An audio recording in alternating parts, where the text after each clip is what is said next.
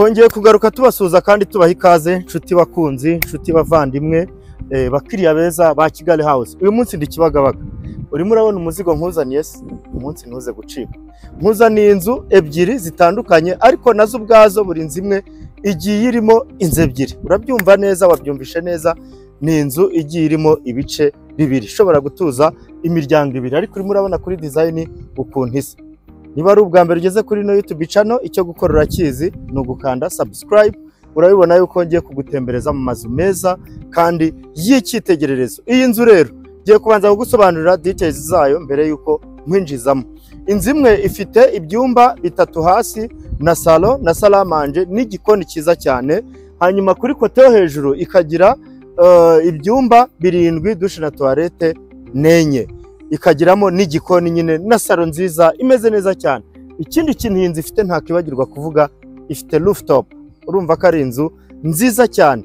Ikindi kintu ntagenda ntababwiye, ifite interior design nziza cyane, ifite abantu bateye amarange meza cyane, ubona ko rwose bakoze retushe imeze neza kandi cyane. Uyu munsi ndi Kibagabaga munsi y'urwibutso muri ya quartier mukunda mwese. Giye kubatembereza muri ino nzu, ndabereka inzu imwe, ariko ubwo nimvuga imwe murumva ya yindi irimo ibice bibiri kubera ko zose ni copy paste cyangwa se same design, zimeze kimwe na nyirazo ni umuntu umwe. Giye kukwinjizamo rero ntuze gucikwa, ngiye kugutemberezamo bihagije, gira ngo urabona yuko inzu zacu ziteye amatsiko ntaranazinjiramo.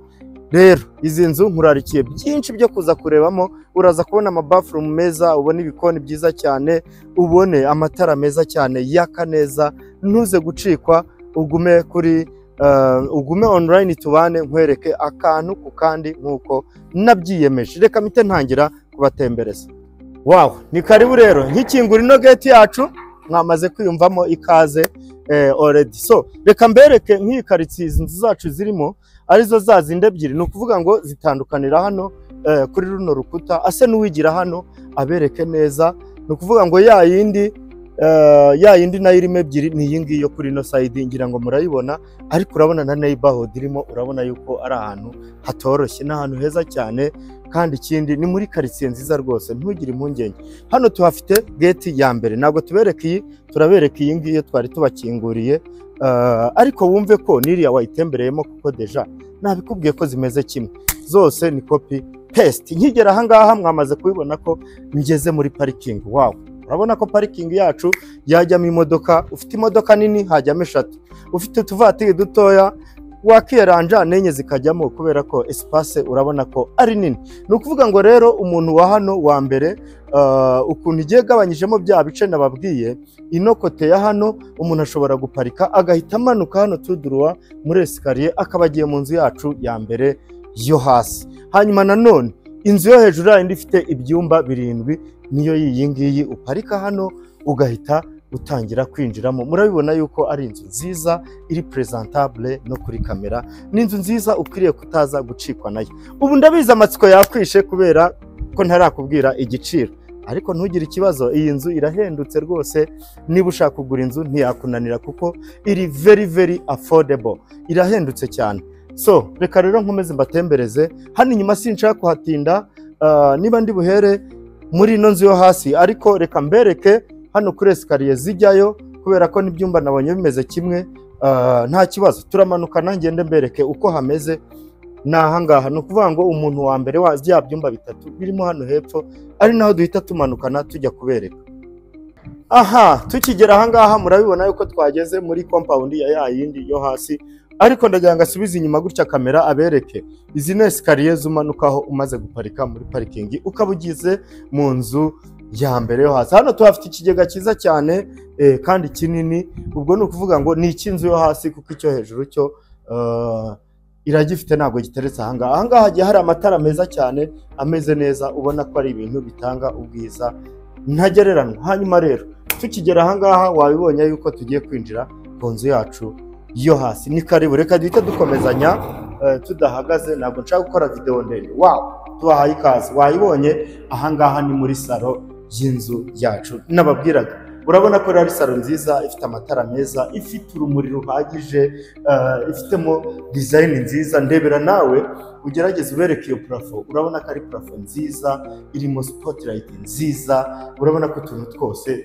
dukeye kandi dusa neza. Ndebera nawe ano ma spotlight urabona ko ari meza kandi cyane. Ikindi kintu ntababwiye, muraza kutwihanganira, ibikoni, inzu yacu ni nshyashya, nta muntu uraturamo, ibikoni nibwo barimo kugenda babifixingamo. Impamvu mba nihuse ngo mukorere video yihuse ni ukugira ngo ntaza gutindiganya ugasanga inzu bayiguze kandi nawe wari kuyigura naratinze. Niyo mpamvu ngiye nka Kigali House, twebwe nka kampani yacu twiyemeje kuzajya tuhagera bwa mbere. So tukiva muri no salo rero, reka tureke kwatinda, tuza hano ku mwanya w'igikoni. Ni igikoni cyiza cyane kinini cyisanzuye. Ukimara kubona ingano yacyo urahita utekereza ama cabinets cyangwa se utubati tuzajyamo. Urabona ko tuzaba ari utubati twiza kandi twinshi. Ikindi nakubwiye, iyi nzu igiye iri separate no ku cash power, buri nzu yose igiye iri independent. So reka tuva aha ngaha rero tureke kubatinza, duhite tujya mu cyumba cya mbere. Hano hasi nabwiye ko hari ibyumba, ni karibu rero mu cyumba cya mbere. Reka here muri iki ngiki akibereke, nacyo ni icyumba cyiza, ariko usigaye ubona ukuntu abantu basigaye batera amarange meza. Ikindi kintu nakubwira, iyi nzu ushobora kuyigura ugakodesha igice kimwe, ikindi ukakibamo, cyangwa ukanayikodesha yose ukajya wirira ku note zikazagushajisha. Aha, reka rero tubereke n'ikindi cyumba. Hanyuma ibi byumba bibiri bikoresha douche na toilette imwe. Reka banza bereke icyumba neza, ahita bereka na toilette. Ariko urabona ko ari icyumba nacyo cyiza kandi kinini. Wow, aho bereke ino douche na toilette niyo iyi ngiyi rero, urabona ko ari sawa cyane. Tubahaye ikaze rero muri chambre principale y'iyi nzu yacu yo hasi. Urabona ukuntu ingana, ni nini cyane, irisanzuye bihagije, igomba kuba ari chambre principale nyine. Urabona ko ino nzu, kugira ngo wumve ukuntu iyi nzu ari diru, iyi nzu yo hasi ushobora no kuyikodesha bakaguha nka miliyoni nta gikoresho washyizemo. Erega hano ni Kibagabaga, namwe murabizi Kibagabaga ni karitsiye yicuruza. Ikindi kandi ntuze gucikwa no gukora subscribe nyamuneka, kugira ngo tubane tubahishiye byinshi cyane. So iyi chambre principale ifitemo bathroom yayo, nayo niyo iyi ngiyi. Urabona ko ari sawa cyane. Ndagerageza gukubita mbangura kugira inzu ni nini, kugira ngo mbereke ibice byayo byose. Aha, ni karibu rero, tubahaye ikaze ku nzu yacu yo hejuru. Ngira ngo murabibona ko twahageze. Tukigera aha murabibona ko twinjiye, ubwo turinjirira kuri salo yacu nziza nini. Ariko usigaye ubona ukuntu abantu basigaye bakora design nziza. Zumingira ubereke nk'iri tara ryiza cyane ritagira uko risa. Urabona ko ari ryiza. Wow, iyi nzu yacu rero, anyway, reka mbabwire igiciro. Iyi nzu irimo iragurishwa kuri miliyoni 470. Inzu yose iyi ngiyi irimo ebyiri, urumva ko ari 470, cyangwa se ukaba waza ukanayigura ukagura n'indi yo hirya. Zose igiciro ni 470 kuri buri imwe. Ubwo urumva wahita ukuba kabiri uramutse uguze kino gice cya ino nzu ya hano niyo hirya. Ariko iyi ngiyi irimo ebyiri ya hano niyo ndimo kukubwira, igura miliyoni 470 yose uko ari ibyumba. Mbese ubundi ubwo muri rusange ni ibyumba 10, ni ibyumba 10 na douche na toilette 6. Urumva ko ari inzu nini y'umuryango nyine, nuko yubatse iri separate, kwa kundi ko buri nzu iba iri independent cyangwa se iri separate, yaba mu muryango umwe. Nayo urabona yuko ifite salo nziza, amatara meza, igaragara neza, design reka sinakubwira, ni ibintu bisa neza kandi cyane. Reka ndeke gutinda aha, ndahita nza hano. Aha ngaha ni ku gikoni cyo hejuru, cyo hasi mwakibonye, nacyo ndibarashyiramo utubati, ariko ni muri iyi minsi ya vuba rwose. Wowe ntugire ikibazo, ushobora no kuzaza kugura byamaze kugeramo, nuko ngewe mba nihuse. Reka mpite nkomeza mbereke ibyumba bibiri biri kuri ino side ya hano. Ni karibu, reka dukomezanye rwose tudahagaze. Nabanza abereka icyumba kimwe, abereke n'ikindi, araza kubereka douche na toilette yabyo uko ari bibiri. Ni ibyumba byiza rwose, binini kandi byisanzuye. Iyi douche na toilette niyo ibi byumba byacu bikoresha uko ari bibiri.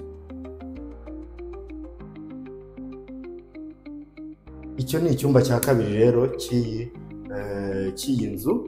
Urabona ko ari sawa, cy'iyi nzu yo hejuru. By the way, tutarazamuka reka manze nkwereke esikariye nziza cyane ziri ahangaha ziriho amatara asensinga umwijima. Urabona ko ari esikariye nziza cyane ziduha ikaze hejuru. Aha, twakomeje rero twageze kuri sayidi yo hejuru cyangwa se yo hagati. Reka duhite duhera hano muri byumba bya hano. So ahangaha nk'uko mubimenyereye kuri no kote dufitemo ibyumba bibiri, reka babanze babibanyerekere neza. Ntabwo nshaka kuza gusimbuka, mba nshaka kukwereka inzu ku buryo nubwo waba uri muri Amerika cyangwa uri i Burayi usura inzu ukohereza umuntu wawe kureba location aho iri gusa, ubundi ugahita ukomfirima wishyura nta kindi, kuko inzu yo mba nayikweretse bihagije. Iyo ni dushe na toilette ikoreshwa n'ibyumba bibiri dufite hano kuri no site.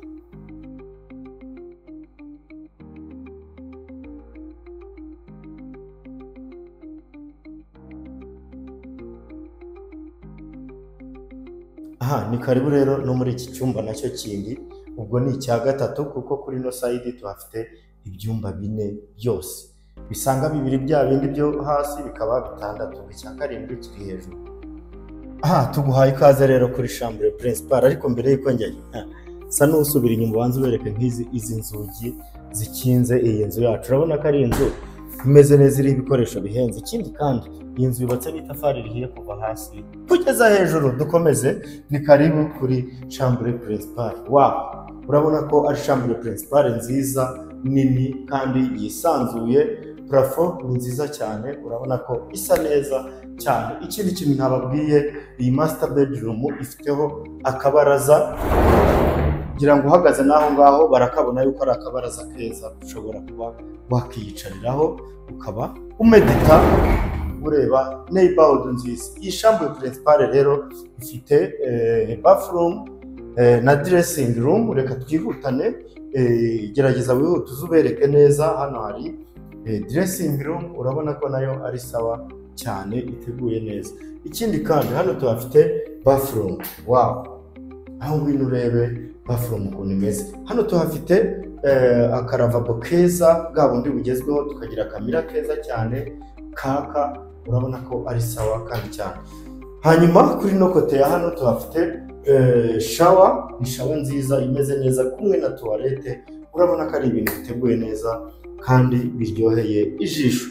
Wow, aho ndebera iyo shower nawe urabona ko imeze neza cyane. So tukiva aha rero reka dukomezanye tubereke icyumba cyo hejuru na rooftop.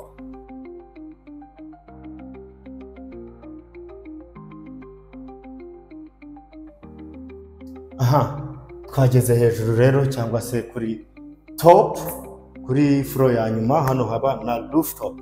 Ni karibu, niho hari n'icyumba cya nyuma kuko ibindi byo ndumva nabiberetse. Hakabaho dushe na toilette yacyo, ariyo dusanga hano rwose. Urabona ko ari sawa cyane. Turahera kuri icyo cyumba tukibereka. Ni icyumba cyiza kinini, aricyo cya karindwi, ariko ugakaba ari ibyumba 10. Ngiye maze kubereka ibyumba 10 ubariyemo na yanzu yo hasi.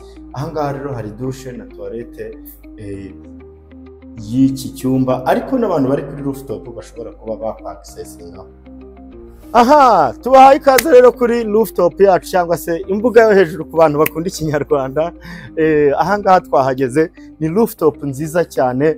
Nawe ndebera ino rooftop ukuntu ingana. Nuvanga ino rooftop ushobora kuza ugateraho udutebe, ukaba wakinjoyinga n'inshuti n'abavandimwe.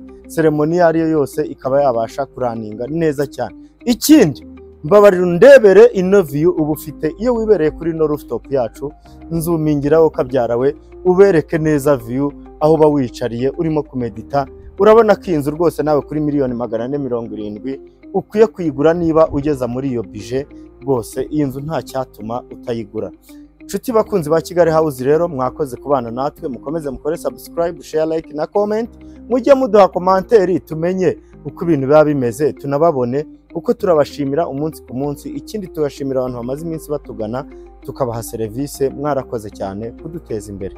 So rero tuberetse inzu yacu. Niba ushaka kuyigura tuvugishe, nomero ziri kuri izo nomero ziri kuri screen, ziri kuri WhatsApp, waduhamagara cyangwa se ukatwandikira tukakugeza kuri iyi nzu yacu nawe ukigurira. Mutuvugishe rero, ibindi nitwasoza tutabifuje kugubwa neza no kugira Imana n'amafaranga kugira ngo natwe tuzayabakureho. Murakoze rero, Imana ibahe umugisha.